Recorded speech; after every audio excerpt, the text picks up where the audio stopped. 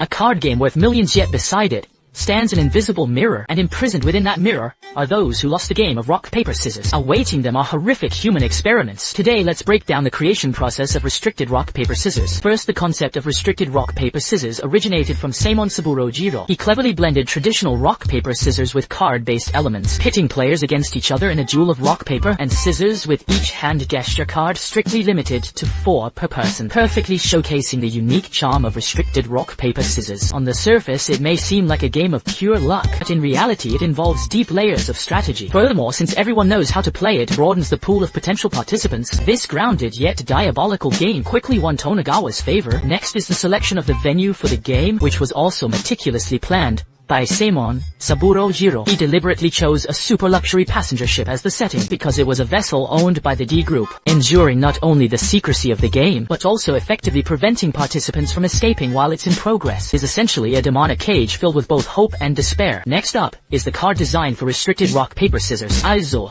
the work of Seimon Saburo Jiro. He utilized an X-ray style palm design, giving the contestants a spine-chilling sensation. Zaimon Aizo integrated digital tags into each card so that whenever the number of cards decreases, the count can be accurately displayed on the big screen. This design not only improves the game's transparency, but also heightens the sense of tension and excitement for the players. Finally, there's the table design due to a blunder by the men in black. This led to an accidental order of a batch of standard tables. To compensate for this blunder, Tonegawa ordered the men in black to hide inside the tables, effectively turning them into human counters to ensure they could endure staying inside for 5 hours. The men in black renovated the table interiors, cleverly outfitting them in various styles, including game rooms, manga dens, and even cat cafes. So while they look like ordinary tables from the outside, the men in black are actually lurking within. Each remains in their designated zone, silently carrying out their duties. As the elite force of the Demon King, the 10 Commandments possess levels of power that are truly terrifying. Each was bestowed a unique commandment by the Demon King, granting them distinct special abilities. Any violation of these rules triggers a curse, and even the holders themselves are not exempt. Today, let's break down the 10 Commandments abilities. Which one do you think is the ultimate commandment? First is truth, the commandment held by Gallant. For truth, anyone who lies or breaks a vow will be cursed and turned into stone. Old man Gallant learned this the hard way during his fight with Escanor. Terrified by Escanor's exploding magic power,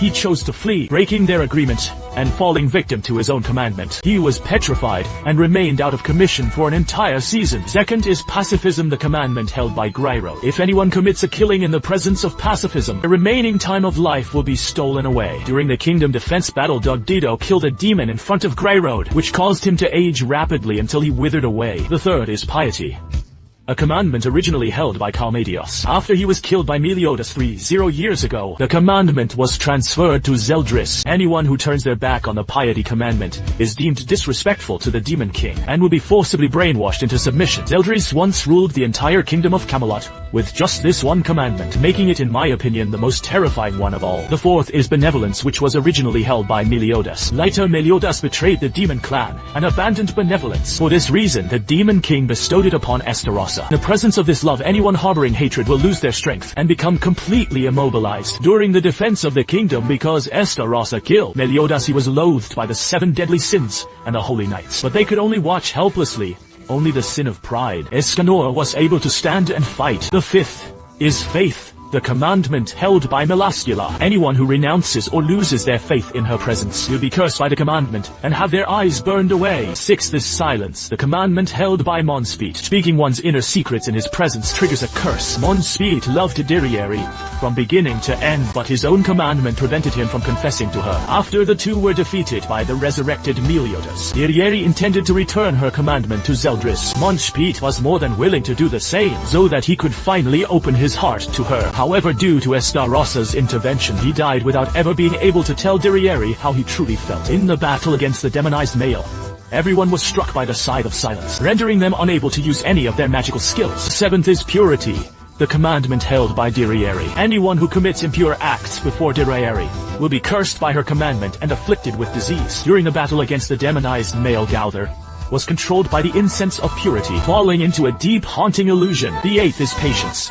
the commandment held by Droll. Those who cannot endure their pain in his presence will violate the commandment, only to find their suffering further intensified. After King and Diane successfully passed their trials, Droll and Gloxinia returned their commandments to Zeldris. The ninth is Repose, the commandment held by Gloxinia. In the presence of Repose, anyone who fights without rest will violate the rule, resulting in their magic power being sealed away. During the trial, 30 years in the past, Diane's magic was sealed while fighting Zeldris, as Zeldris possessed the commandment of repose at that time. The 10th is Selflessness. This is the commandment originally held by Galder, and it's essentially a game-breaking bug in the system. Anyone with desires who breaks this commandment will be stripped of all their memories and emotions, fearing this power could harm his own allies. And because Galder could rewrite anyone's memories, the Demon King imprisoned him forever in the Demon Realm prison. So fellow viewers, which commandment do you think is the most overpowered? Let us know your thoughts in the comments.